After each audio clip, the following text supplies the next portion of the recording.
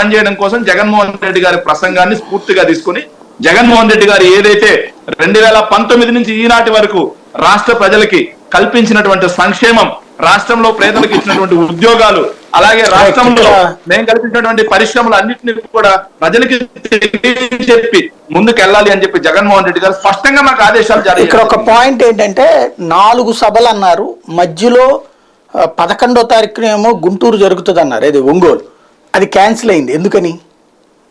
Sir వాస్తవంగా చెప్పాలంటే 11వ తారీఖు గుంటూరు కాదు సార్, 4 సభల్లో 11వ తారీఖు మొదటగా అనంతపూర్ అనుకున్నారండి, తర్వాత 18వ తారీఖు ఒంగోలు అనుకున్నాం సార్ పార్టీ ప్రకారం.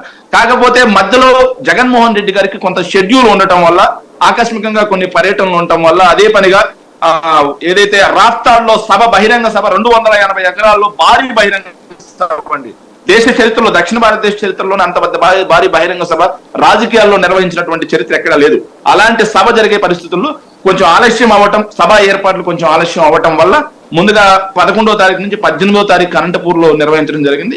తర్వాత కూడా ఒంగోలు లేకపోతే పల్నాడు జిల్లాలో మధ్యలో పెట్టాలి అని చెప్పేసి ఒక ప్రపోజల్ కూడా వచ్చింది. అది ఖచ్చితంగా అనౌన్స్మెంట్ అయిన తర్వాత కూడా పార్టీ శ్రేణులు దానికి అనుగుణంగా ముందుకు వెళ్తామండి. రైట్. ఇంకొకటి, మేనిఫెస్టో రిలీజ్ అన్నటువంటిది ఇంతవరకు జరగలేదు. ఇప్పుడు అటు తెలుగుదేశం పార్టీ వచ్చేటప్పటికి సూపర్ 6, బాబు గ్యారంటీ, షూరిటీ అన్నటువంటి పేరుతో వెళ్తున్నారు.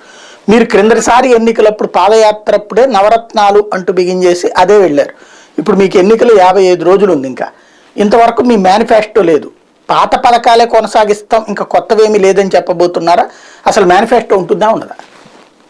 సార్ వాస్తవంగా చెప్పాలంటే మీరు బాగా గమనించాలండి, 2009 ఎన్నికలకు ముందు కూడా ఇదే చంద్రబాబు నాయుడు గారు మహాకూటమి అని చెప్పేసి అందరితో పొత్తులు పెట్టుకుని ఆయన మేనిఫెస్టో అని చెప్పేసి రకరకాలుగా జనాల్లోకి వెళ్ళారు.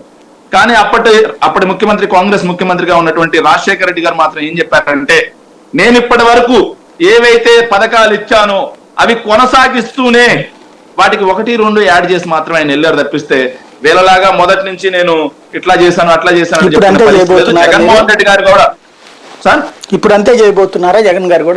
జగన్మోహన్ రెడ్డి గారు కూడా ఏదైతే ఇప్పుడు పథకాలు ఉన్నాయో మొత్తం కొనసాగిస్తూ వాటికి అనుగుణంగా, వాటికి అనుబంధంగా వాటిని యాడ్ చేసే పథకాలు ఏవైతే ఉన్నాయో వాటిని త్వరలో జగన్మోహన్ రెడ్డి గారి పార్టీలో ఉన్నటువంటి పెద్దలందరితో చర్చించి, నిపుణులతో చర్చించి ఖచ్చితంగా అనౌన్స్మెంట్ చేయడం కూడా జరుగుతుంది సార్. అంటే మీ క్రిందటిసారి ఏంటంటే నవరత్నాల్లో ఒకటి డ్వాక్రా మహిళల రుణమాఫీ 5 ఏళ్లలో చేస్తామన్న, 4 ఏళ్లలో మొదటి ఏడాది పోను ఆ రుణమాఫీ పూర్తయిపోయింది. ఇప్పుడు రుణమాఫీ హామీ ఓ పక్కన జనసేన ఆల్రెడీ మేము ఆలోచిస్తున్నామని చెప్పింది, మా జాయింట్ ఎజెండాలో పెడతామని చెప్పేసి. ఇప్పుడు మీరేమో ఇంతవరకు దాని మీద నోరు మెదపలేదు. రుణమాఫీ రైతులకు కానీ